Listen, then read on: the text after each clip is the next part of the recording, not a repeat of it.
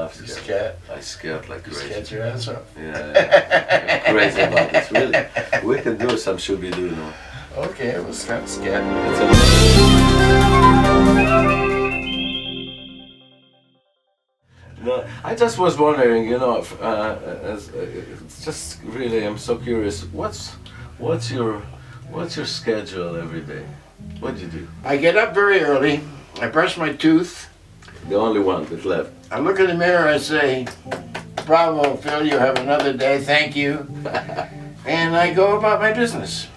I usually answer my email, and then I go to the piano if I'm working. And usually I'm always writing something. I'm writing a series of etudes for the piano. And I will spend maybe, an hour, a couple of hours at the piano. And then if whatever work I've done in pencil, I'll go upstairs to the computer, enter it, maybe work a little bit until lunch. Then have a nice lunch, which I make myself. I like to cook a little bit simple things. Mm-hmm. And my wife and I might go out to a movie or out to make plans for a dinner. But you're into music every day. I mean, Well, every day at the computer, and I'm in touch with. I mean, I have the business. Yeah, I'm not talking about this. this. Of course, everybody has this. Yeah, but I mean, no, I wouldn't say. I never practice, but I always play the piano every day. I'm always looking for new music.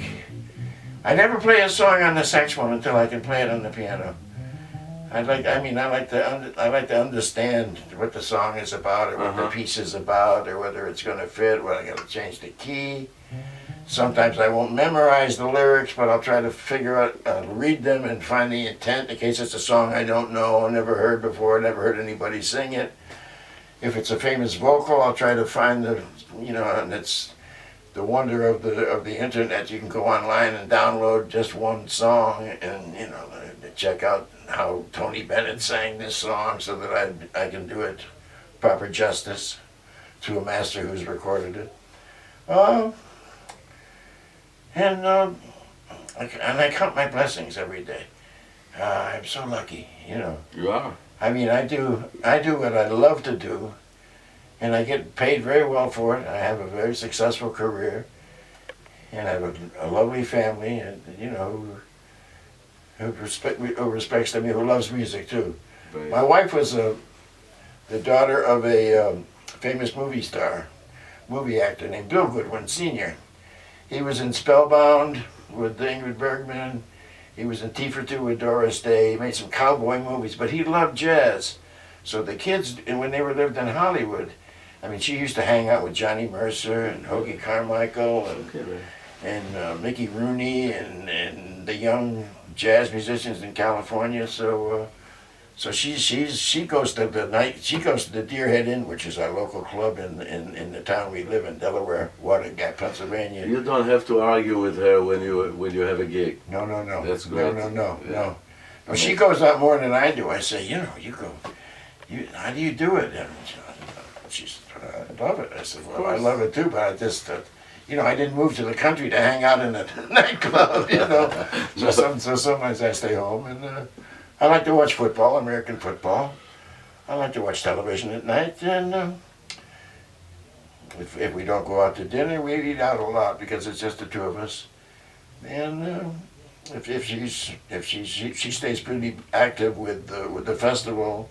And with the situation that we have in the Poconos, we have a jazz school also, small, modest, and we have the jazz club, and we have the Al Cohen Memorial Collection, which is in the East Stroudsburg University. We have all of the archives of Al Cohen.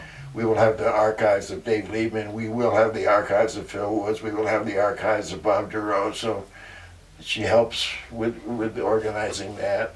And there's meetings all year to get the festival. The festival began in the Deer Head Inn, which is the club that's in Delaware Water Gap. It's when I lived south of that particular area, they called me and I would go up and work in the Poconos.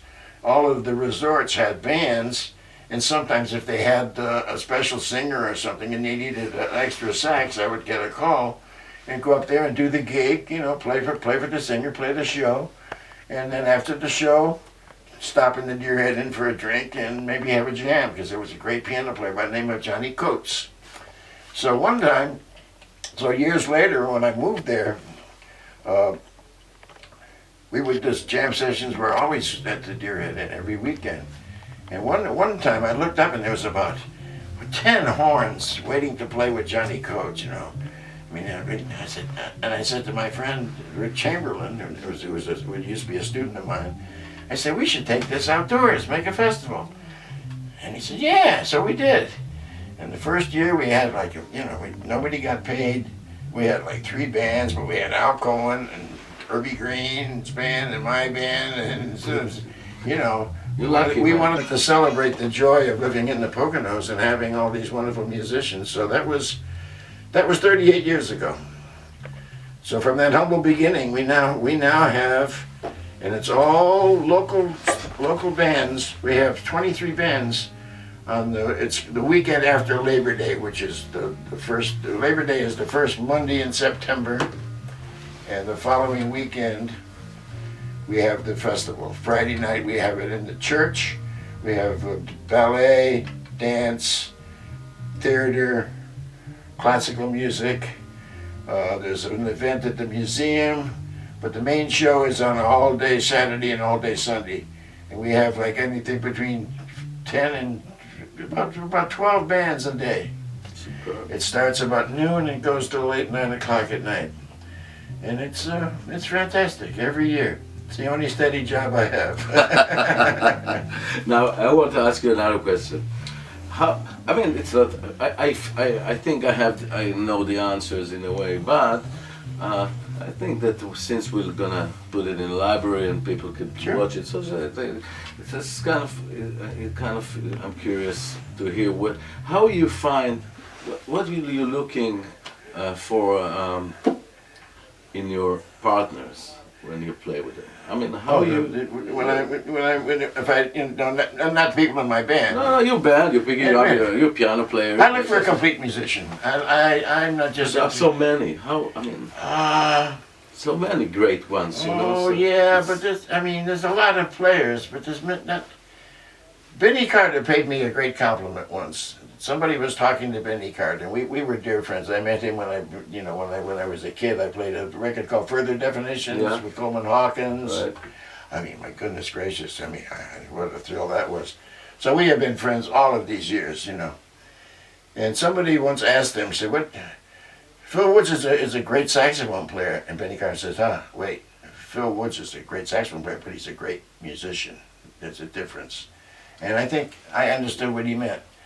I mean, I'm a composer, I write, I teach, I can talk, I like the theater, I like to paint a little bit, I used to. I mean, I think you have to be, if you're going to be a jazz musician, you have to be concerned with what's going on in the world. You just can't be doing the Giant Steps by John Coltrane. I mean, you can't make a career out of just, I am into Coltrane. No, read a book, man, read a play, go to the theater.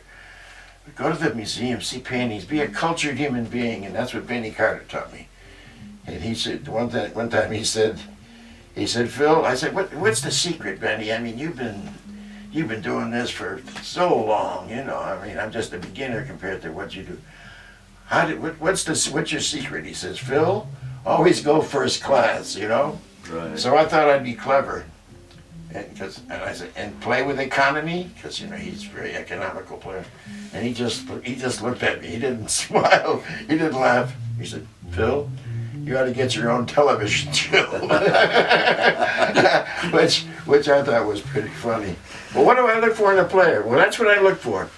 Somebody who's a cultured human being, not just a player. Somebody who's on time. Somebody who takes care of business. Somebody who's not going to bust my couillons about anything. I mean, a team player, because the band is always honest. Somebody said, "How do you keep a band together for 38 years? I've had the same bass player and I've had the same rhythm section, bass player and drummer since the band began." Right. You know, I mean, Jill's brother's on drums. Bill Goodwin. Yeah, that's Bill. Yeah, Jill Goodwin. My wife is Jill Goodwin. So I can't steal any money because she does the books. So the money is always good. I mean, it's always fair. And that's not always great, but I mean, we always bring in new material. I like to have the band generate material. I'm looking for composers, people to add to the repertoire. Yeah. I mean, that's one way to keep a band together. Pay them well and keep the music interesting. You know, you have to change your set once in a while, because we play a club in New York every year. I mean, that's for 38 years. I mean, people expect something more from a band that's been around for 38 years. Yeah. And I expect more from my band. So that's what I look for. People that know how to travel well. I had a couple of players. Harry Leahy was my first guitar player, and he hated the road. He was not a good road rat. I need road warriors, because that's what it's about, to travel. Harry was a beautiful cat, but he always ended up in the bar. I'd have to go, come on. You know, I used to drink a bit, but I never mixed up the playing part with my entertainment. Oh, that's and like musically speaking, I mean, you should. I mean, as far as there is a response and there is. Oh yeah, well I expect. You need a bebop-oriented guy or whatever. No, just be a musician. No. You don't care. I don't care. Of course. But most of the guys would be about my generation. But I have Bill Charlap on piano. He's a young man, but I remember him 20 years ago when he was a little boy. There's a young alto player by the name of John Gordon. They both went to the Performing Arts School in New York, and they were both great. But they loved my band, so they would always be in the front row. And I got to know these kids, and I loved that they were always quality.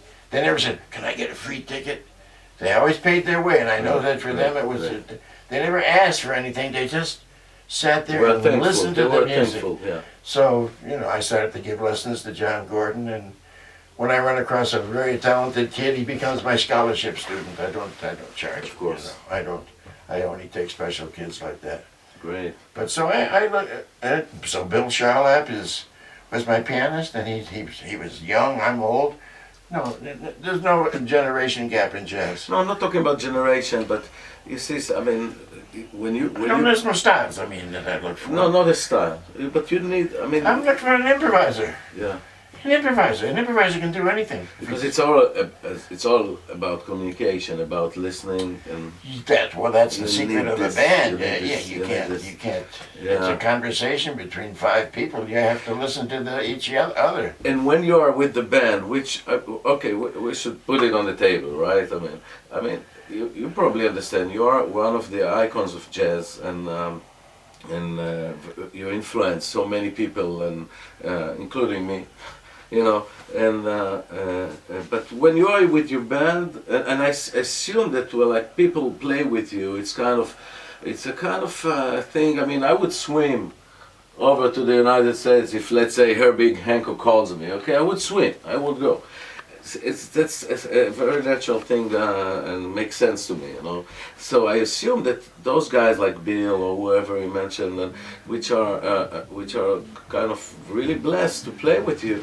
But how does it go when you play together, rehearse? It's like eye to eye. Well, yeah, I assume. I know the answers. I just want Ronnie to know the answers. Jim McNeely, who was my pianist for a while, did an interview, and he said if Phil Woods wanted to have a convention of all the people, a meeting of all the people that played with him, he could do it in a small hotel room. I had Mike Malolo on piano, and then Hal Galper on piano, right. Then Jim McNeely on piano, Bill Charlap on piano, and then Bill Mays. So in 40 years I've had 5 piano players. I've had Bill Goodwin and Steve Gilmore since the beginning. I've never had to worry about bass and drums. The front line, I had originally had Harry, who didn't like the road, so I went for a quartet, and then the first guy I added was Tom Harrell. And then when Tom Harrell was with me 5 years, when he left, I got Hal Crook, who was a professor up at Berkeley. And then I got Brian Lynch. 3, 5, 8. Only eight people in 40 years. Eight people were like 5 piano players and 3 or 4 horns. So, I mean, we are a family, and we are an institution now. We are a repertory company. Yeah. So, I mean, as I say, as a family, we love each other. I mean, we know each other well. I mean, especially Bill, Steve, and I. I mean, we've been through so much together. Yeah, no, that's So when that's we the way play, it should work, of course. When we play, though, we are always rehearsing because we always have new material. Yeah. And the best rehearsals are when we're going somewhere. At least in the old days, not so much now anymore, because the business is not as like it was, and I don't want to work too hard. So we're very selective. And we go to Japan twice a year. We used to go to Europe, but that's kind of quiet. We work 2 clubs in New York. We go to Chicago once or twice a year. So it's got to be okay. But we used to drive in the van. We were in the beginning. We would drive everywhere, from New York to California to go to Texas, up and down. And the best rehearsals we had when we had the new material, when the band was really 80s, 70s, and 80s. We were hot. We're still we're a tradition, but we were firebrands. We were setting the jazz world on fire. So when we rehearsed, we would play the tune. Read it through at night. We sight read better than some bands rehearse. We get the new material. We play it on the gig. The third set, okay, we'll try the new stuff, because I insist on the musicianship. You got to read the thing first time. I don't want any interpretations and stuff. No. Yeah, and then the next day we say, well, I don't know. What do you guys think? And Brian said, well, maybe I think letter B. We should take it down an octave, or the changes aren't good there, let's make it a D minor. I mean, we talk it over in the car, then the next night we try it. And by the end of a tour, you know it. So when we record like we're going to play a set. We say, turn the machines on, and we go. And if we do 2 takes, it's too much. It's too much. Of course. Because if you can't get it done on the first take, I mean, occasionally, of course, something goes wrong, you know. But I always find that if you have to, some of the guys that take 18, I mean, if you can't get it done in at least the first 2 takes, you start to feel insecure. And what am I doing wrong? I can't do it, you know, and it interferes with or maybe it's not good, and you start to doubt. Do it, you know, you've been playing it on the road, so... Tell them about it. Well, I'm talking to them. Talking to them. You hear that? Yeah. Learn to read. Now, one more. I don't know if we have the time, but who cares? Who cares? It's better here. It's better here with Ronnie. What's your plans? What's your future plans? Keep doing it. To keep doing it till I get it right.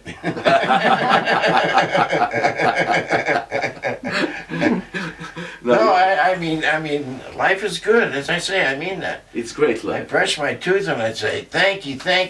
I treasure each day. Life is a blessing, and I have been given a gift which I treasure, which I want to pass on. I love working with young people. I do a lot of master classes, more than the quintet. I like to go out. I just did a tour with Grace Kelly. She's a young alto player from Boston. I saw her. She's a young girl. We're going to play the Hollywood Bowl together this year. But I toured all last year with her, and it was nice. She's the leader. I'm the old guy, and she's Shirley Temple, and I'm Wallace Beery. You know, I'm the old actor, and she's the kid. But we got along well, and I like being a sideman. I don't have to check the band in. I don't have to arrange the hotel. I just go, I play my couple of songs, I make a lot of money, and I you know. So I like that. I like being a sideman. I like being the leader of my band. But now in the treasured years, I'd like to just go out by myself. Bring my son to help me. I mean, I need help on the road, you know. But now, and if I'm kind of in a way concluding what's what has been said here, I would say. That if you had a chance to restart all over again, you'll do that. Yeah. You will never think of another possibility. No possibility. No possibility. I had no choice. When I was 14, I had no choice. This is what I want to be, you know. When I went away to New York for a minute, when I was in the conservatory as a clarinet major, I wasn't sure I was good enough to be a jazz musician. I said, well, maybe I'll become a clarinet player. That went quick. Yeah. You know. Yeah. No. After Dizzy Gillespie hired me, I was 24 years old playing Charlie Parker's parts on Groovin' High with Dizzy in the middle of Abadan, Iran. I said, this is something else. Now this is another question which probably, you know, nowadays when we have students and even me, I mean, when I was a student, I used to transcribe. I transcribed you. Yeah. I transcribed Me Bird. Too. Me too. You transcribed this. No, wait. But this is a practical question for. When we used to transcribe, so I was in the advanced place where we had a tape recorder so we could stop. Oh, okay. Before that, you did. How did you do it? And, Well, we had 78s. and with the needle. Yeah. With the needle, because I started with the needle. Because as you well. can always find where you left off. Sort of. You come. You get had to close work very hard. because you can see the grooves. grooves and you can see where you left off. So you know. I mean, it was pretty hard, but that way you kind of memorize. You memorize more because you don't want to scratch the record. So No, you try to be as good as. I still have scratched records. Yeah, I do too. Scratched. I mean, completely scratched because the needle was like a nail. It wasn't even and just doing that. But it kind of a curious question, you know, that we always ask. Okay, I mean, when, for example, you had some people you were influenced by in a way. But how did you get the material? I mean, recordings weren't so popular. I mean, you just go and listen. How did you get it? You see here, internet. Well, I was up to New York when I was 15 years old. Yeah, but as far as not absorbing, but really absorbing the style, the language. I went to the center.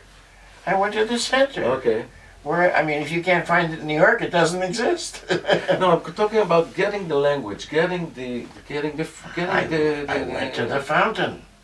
I went to 52nd Street when I was 14, You spent 15. nights and nights and Yeah, nights and listen.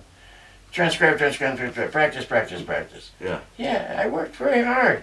I really did, you know. But you liked it. It wasn't hard. No, it wasn't hard It work. wasn't hard. But I was diligent. Yeah, it was time consuming. But Yeah, but it was not. I mean, the time flew by. When you're doing something you love, You don't want the anything clock. else. The clock does not work. You agree? You sit down to work. I mean, even today, when I start to work on something I'm orchestrating, I'll start orchestrating in the computer, and like, oh my God, 5 hours have passed, like that. Yeah. You know. How you say it? Concluding in a way that I always say, you know what? Musicians, they don't need vacation. That's their vacation. No, I'm on vacation today.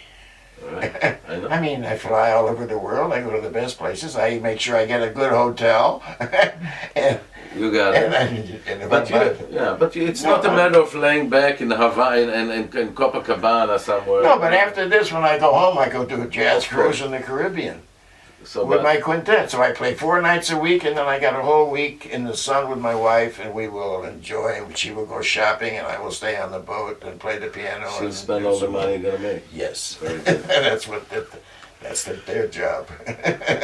I think that people gonna like this, right? Let me just say that I'm very impressed with the work with the students that I worked with here at the Rimon School.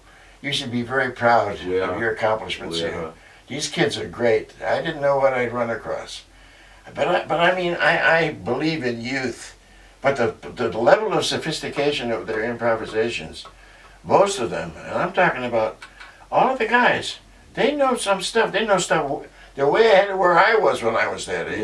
Yeah. You know. I agree completely. It's You are to be commended for and your staff has been most gracious and kind in taking care of me, and I just want to say thank you, and I want to say thank you. Love to come back. Love to come back. Okay, stay. Okay. Don't go. I got a cruise. Thank you so much. You're welcome. It was great. My pleasure. You see? My pleasure, What boss. about your hat? Oh, the hat. The hat comes from Quincy Jones. When we did a show called Free and Easy, and we were all in costume, and we went to Europe. We were in Europe for a year. It was a remake of St. Louis Woman, which had the music of Harold Arlen. So when I showed up for the costume fitting, I had a hat similar to this, and the costume wear was on Fifth Avenue, very expensive, nice place to get. And we had 2 suits, a first act suit and a second suit. She said, "I'd like you in that kind of hat. Would you like me to design a cap for you for both acts? I said, yeah, that'd be great. So and I said, well, Fifth Avenue, they think I look good in a hat. I think I'll stick with it. So I do. Now my hat gets better reviews than I do. Well, like the journalist here. That's why I asked you the question. The journalist that called me about coming to Tel Aviv, she was not too jazzy, a little cold. And she gets to the end and she says, "What's with the hat? What's with the hat?" I said, "What's with the yarmulke?" Everybody in your country wears a hat, and you're worried about mine? And I didn't tell her the real story because I didn't like the question. Yeah, no, that was just teasing you. Great, Phil. Thank you so much. This is great. We'll treasure this, and let's have some music. Okay, let's do it. Thanks a lot. Let's get to work. Enough chatter. Enough chatting.